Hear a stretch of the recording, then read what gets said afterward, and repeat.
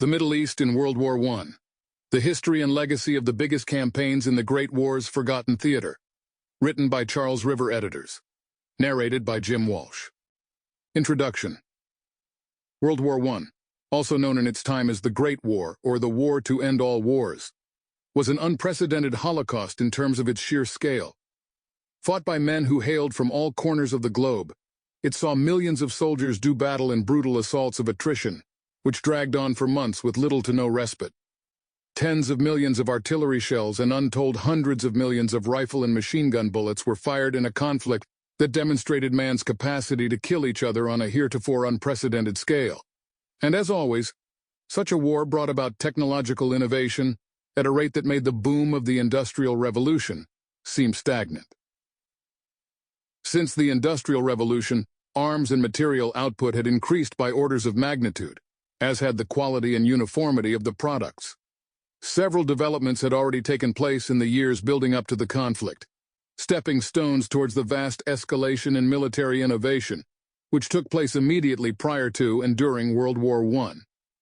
Chief among these was the invention of smokeless gunpowder, which took place concurrently among several powers between 1890 and 1905. This was a crucial development, as it eliminated the literal fog of war, which in vast quantities obscured the battlefield entirely. And on an individual level, both gave away the position of marksmen, and made it impossible for them to fire accurately, unless they moved away from their own smoke cloud. Further innovations included the adoption into service of the first belt-fed machine guns, predecessors of those which would wreak such slaughter in the trenches, and the development of cannon which did not roll backwards after each shot, as 19th-century pieces did, but remained fixed in place. The arms race before the war and the attempt to break the deadlock of the Western and Eastern fronts by any means possible changed the face of battle in ways that would have previously been deemed unthinkable. Before 1914, flying machines were objects of public curiosity.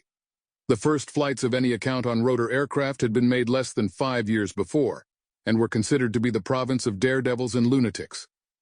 By 1918, all the great powers were fielding squadrons of fighting aircraft armed with machine guns and bombs, to say nothing of light reconnaissance planes. Tanks, a common feature on the battlefield by 1918, had not previously existed outside of the realm of science fiction stories written by authors like H.G. Wells. Machine guns had gone from being heavy, cumbersome pieces with elaborate water cooling systems to single-man portable, magazine-fed affairs like the Chauchat, the Lewis gun, and the M1918 bars. To these grim innovations were added flamethrowers. Sample complete. Ready to continue?